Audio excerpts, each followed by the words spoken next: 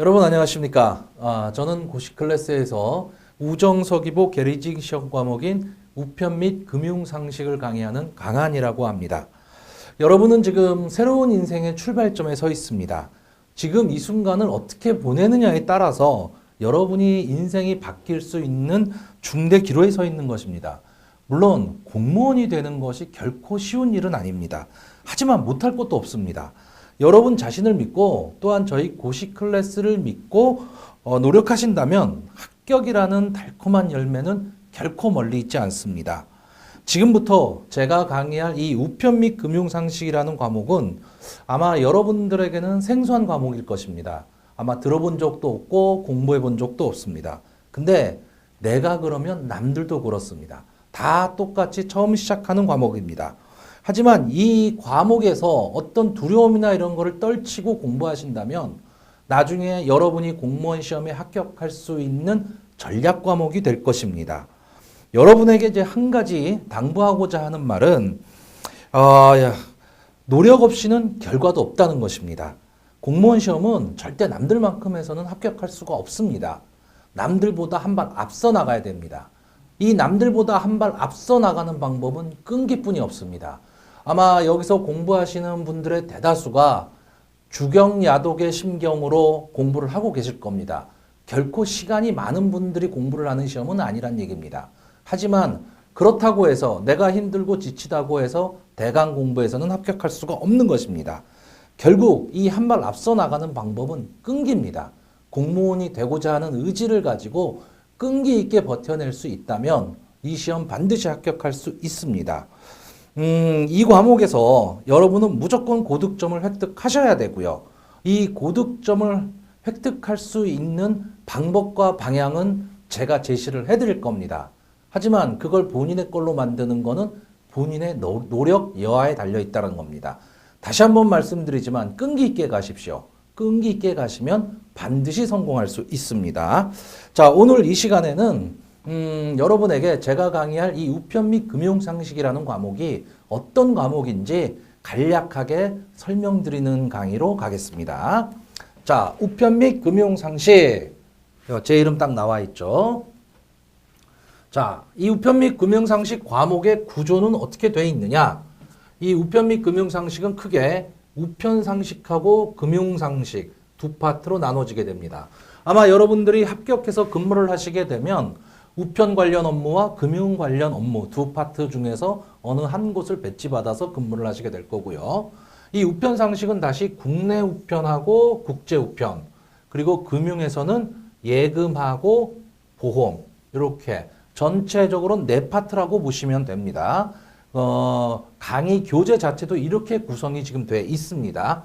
다만 이 금융 상식에 있어서 이 계리직을 공부해서 합격하시는 분들이 근무하는 우체국이라는 곳은 국가기관이기 때문에 대출이 없습니다. 그래서 그냥 예금 파트만 본다라고 보시면 됩니다. 그런데 이 우편 및 금융상식이라는 과목은 여러분들이 익히 알고 있듯이 법령집을 여러분들이 공부하기 쉽도록 좀 풀어놓은 책입니다. 그러니까 결국은 원래는 법령을 외워야 되는 과목인데 그 법령을 외울 수는 없으니까 그거를 좀 알기 쉽게 용어를 좀 순화해서 풀어놨다라고 보시면 됩니다. 그러니까 전체적으로 보면 이 교재 자체에 들어있는 문구나 용어들은 좀 딱딱한 편입니다. 왜? 법령집이기 때문에 그래요. 그러면 이 우편 및 금융상식을 구성하고 있는 기본 법령이 뭐가 있느냐? 일단은 우편 상식에 나오는 법령은 이렇게 5가지 정도로 분류하시면 되고요. 금융상식에 나오는 법령은 이렇게 2가지 정도로 보시면 됩니다. 이 부분은 교재에 다시 한번 언급이 되는데 일단 가장 기본이 되는 것은 우편법이고요. 그 다음에 우체국 창구 업무의 위탁에 관한 법률, 우정사업 운영에 관한 특례법, 그리고 별정우체국법. 요게 국내 우편과 기본적인 법이라고 생각하시면 되고 국제 우편 규정과 국제 특급 우편 취급 규칙. 이거는 법령은 아니에요. 근데 국제적으로 나라와 나라 간의 어떤 규칙을 정해놓고 규정을 정해놓은 규정집을 얘기하고 있습니다. 이게 국제 우편 쪽에 들어가게 되겠죠. 그래서 요렇게 해서 우편 상식을 형성하게 되는 거고요. 우체국 예금 보험에 관한 법률, 시행령, 시행규칙, 그리고 상법에 보면 보험편, 요게 이제 금융상식을 형성하는 과목이 되겠습니다. 그래서 어쨌든 다시 한번 말씀드리지만 법령을 기본으로 하는 과목이기 때문에 과목 자체가 좀 딱딱할 수밖에는 없다라는 겁니다. 자, 그러면 이 우편 및 금융상식 과목의 특징은 뭐냐? 크게 세 가지로 볼 수 있습니다. 우편 및 금융상식은 전략 과목이다. 왜? 여러분들이 이 시험에 합격을 하기 위해서는 무조건 이 과목에서 고득점을 받아야 돼요. 근데 고득점을 받을 수 있는 과목이란 뜻입니다. 그래서 여러분들이 노리고 가는 과목이기 때문에 전략 과목인 거고요. 우편 및 금융상식은 규정집이다. 학교로 치면 교칙이라고 생각하시면 됩니다. 그렇기 때문에 우체국에서 어떤 일을 하기 위한 일의 그 로드맵을 정해놓은 규정집입니다. 그리고 우편 및 금융상식은 정직한 과목이다. 이거는 무슨 뜻이냐면 여러분들이 용어를 외우면 그 용어대로 문제가 나옵니다. 이걸 돌려서 나오거나 이 용어에 대해서 해설을 하시고 이런 문제는 나오지 않습니다. 그러니까 용어만 여러분들이 정확히 알고 전체적인 문장의 흐름만 알고 있으면 충분히 고득점이 가능한 과목이란 얘기입니다. 다만 여러분들이 그 문장을 다 외울 수는 없어요. 다 외울 수는 없기 때문에 제가 어떤 부분을 중점적으로 외워야 되고 어떤 부분을 꼭 읽어봐야 되는지 그거에 대해서는 강의 시간에 계속 설명을 해드릴 겁니다. 자, 그러면 고득점을 위한 학습 전략. 여러분들이 기억하셔야 될 거는 이 세 가지고 이 세 가지만 여러분들이 지켜줄 수 있다면 이 시험은 분명히 합격할 수 있습니다. 첫째는 요점 정리. 왜? 이 교재 전체를 내가 다 외울 수는 없습니다. 외울 시간도 없습니다. 어차피 이 우편 및 금융상식이라는 과목은 이 시험에 합격을 하기 위해서 준비하는 과목이고 다른 과목에 비해서 많은 시간을 투자할 수 있는 과목은 아닙니다.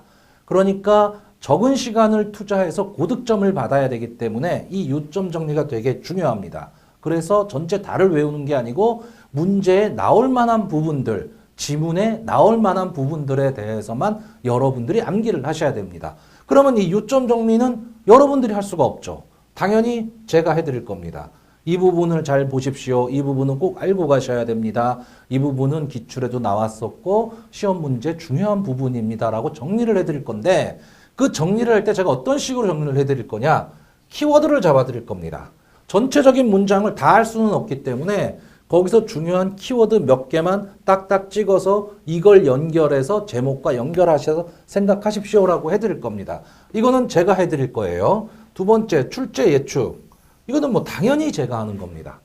당연히 이 부분이 나올 것이다. 아마 지난번 시험에 적중률을 보시면 아시겠지만 이 부분이 나올 것이다. 중요하다. 요번에는 이게 지문으로 나올 것이다. 또는 이게 문제로 나올 가망이 높다라고 출제 예측을 좀 해드릴 겁니다. 근데 제가 이 두 가지는 제가 한다라고 했는데 왜 이거를 강조를 하고 있느냐? 제가 이걸 아무리 잘해드려도 여러분들이 안 보면 안 된다는 얘기예요. 그렇다고 나중에 보면 무슨 뭐 요점 정리해놓은 요약집이 있느냐 뭐가 있느냐 이런 거 문의하시는데 우편 및 금융상식은 자체로 요약집이 없습니다. 요약집이 있을 수가 없어요. 지문 자체가 문장을 그대로 따와서 지문을 내고 있기 때문에 요점 정리가 따로 있다고 생각하시면 안 됩니다. 다만 중요한 부분이냐 좀 덜 중요한 부분이냐 읽고 넘어가도 되느냐 요 차이는 있을 뿐입니다. 제가 여러분들한테 제일 이 우편 및 금융상식에서 고득점을 받기 위해서 강조하고 싶은 부분은 다회독입니다. 무조건 많이 읽으셔야 됩니다. 절대 처음부터 외우지 않습니다. 그냥 읽으십시오. 시간 날 때마다 읽고 틈날 때마다 읽고 책을 끼고 사셔야 됩니다. 그렇다고 이 책을 가지고 무슨 뭐 2시간, 3시간씩 읽으십시오. 이게 아닙니다. 틈날 때마다 5분이 됐건 10분이 됐건 읽어보시란 얘기입니다. 많은 분들이 이 교재를 좀 분철을 해서 갖고 다니시는 분들도 있어요. 원래 다른 과목은 분철해서 갖고 다니는 게 별로 좋지 않은 학습 방법입니다. 하지만 계리직에서 이 우편 및 금융상식이라는 과목은 분철해서 조금씩 갖고 다니면서 틈날 때마다 읽어보시는 거 도움 많이 되실 겁니다. 제가 강의 시간에도 계속해서 읽어보십시오를 강조를 할 겁니다. 그럴 수밖에 없어요. 다회독이 가장 중요하다고 생각하시면 됩니다. 자, 마지막으로 출제 비율입니다. 제가 이건 좀 간략하게 그냥 출제 비율로 해서 그냥 몇 년치를 통틀어서 좀 해놨습니다. 이 일반적인 공무원 시험은 기출 문제가 대단히 중요합니다. 기출문제 비슷한 유형으로 비슷한 거에서 계속 나옵니다. 근데 이 우편 및 금융상식은요, 과거에 봤던 기출문제를 보시면 우리가 공부 안 했던 부분들 되게 많아요. 근데 그게 공부를 안 한 게 아니고 법령제비이기 때문에 용어가 바뀐 겁니다. 또는 규칙이 바뀐 겁니다. 다만 그 부분 어느 부분이 중요한 부분이라는 용어가 바뀌어도 또 그 부분에서 문제가 나옵니다. 그거는 제가 강의 시간에 계속 표시를 해드릴 거지만 그래서 전체적으로 기출 문제는 뭐 보실 수 있다면 보는 건 좋은데 용어가 어떻게 바뀌어 있다는 분명히 보셔야 돼요.